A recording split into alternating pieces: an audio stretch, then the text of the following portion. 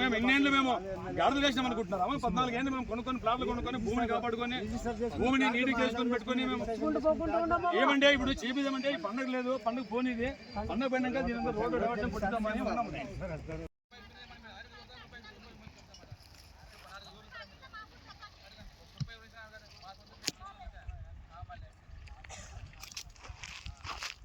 పేరు అశోక్ కుమార్. ఇక్కడ national highway పక్కన మా పొలం ఉంది. మా పొలాలను 2011లోనే ప్లాట్లు వేసి మేము అమ్మేసినాము. 2011 సంవత్సరంలోనే మేము ప్లాట్లు వేసి పబ్లిక్కి అమ్మేసినాము. బైపాస్ రాకముందే మాస్టర్ ప్లాన్ చూసుకొని ప్లాట్లు వేసి చాలామంది ఎవరెవరికి ప్లాట్లు కావాలంటే వాళ్ళు కొనుక్కొని అమ్మేసినాం మేము. దాని పక్కన ఉత్తరానికి 60 అడుగుల రోడ్ అని గవర్నమెంట్ అలాట్ చేసింది.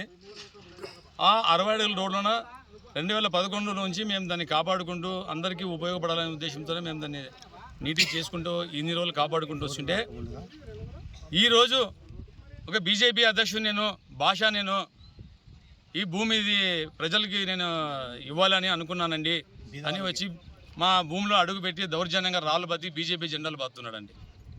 అంటే బీజేపీ జెండాలు బాతుకుంటే ఆయన కబ్జా చేయడానికి వచ్చి అందరినీ దౌర్జన్యం చేసి రాళ్ళ బాతిచ్చి మమ్మల్ని దౌర్జన్యం చేస్తున్నాడండి. ఎమ్మెల్యే సార్ ఊర్లో లేడు కదండి, మీరు ఎమ్మెల్యే సార్ చెప్పినాడా మీకు అని అడిగితే లేదు మేము ప్రజల కోసం చేయాలని వచ్చినాడు. ప్రజల కోసం చేయడానికి ఎవరయ్యా? రెవెన్యూ ఉంది, కలెక్టర్ ఉన్నాడు.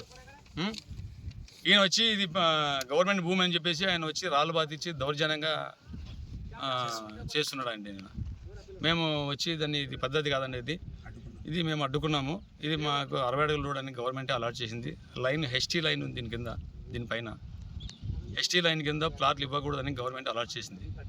దాని అందరికీ రోడ్డు ఉపయోగించుకోవాలనే ఉద్దేశంతో రోడ్డు క్రియేట్ చేసింటే ఈ రోజు వచ్చి ఆయన భూ కబ్జా చేసి అడుగుపెట్టి రాళ్ళు బాతి బీజేపీ జెండాలు బాతి లండన్లు బాతి రంగులు బాతున్నాడు అండి. భాష అండి, బీజేపీ భాష.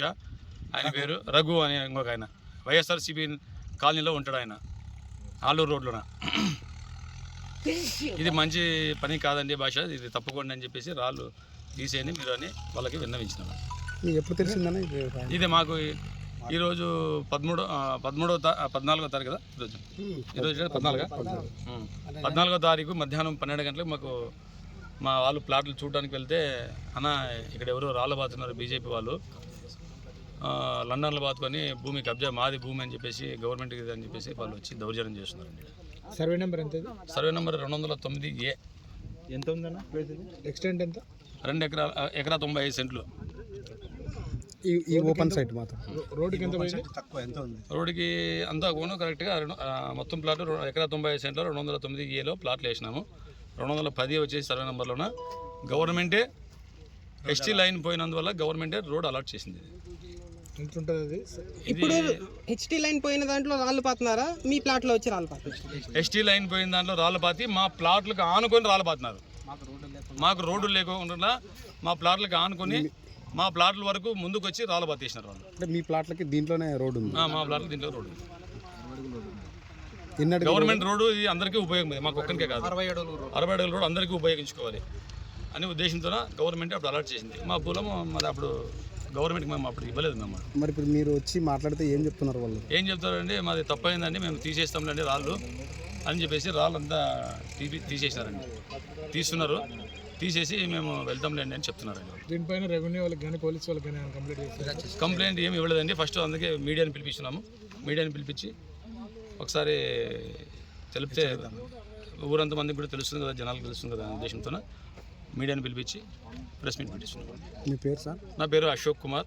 ఇక్కడున్న బాధితులంతా ప్లాట్లో ఉంటారు కదా, తాయన్న, మన రాఘవేంద్ర, గౌడు, సూరి, తర్వాత స్టాన్లీ, ప్రేమ్ కుమార్, వీళ్ళంతా మేమంతా ప్లాట్లు బాధితులు అండి.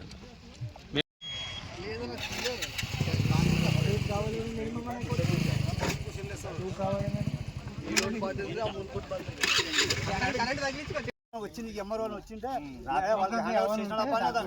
గవర్నమెంట్ తరపున బాధపడదు.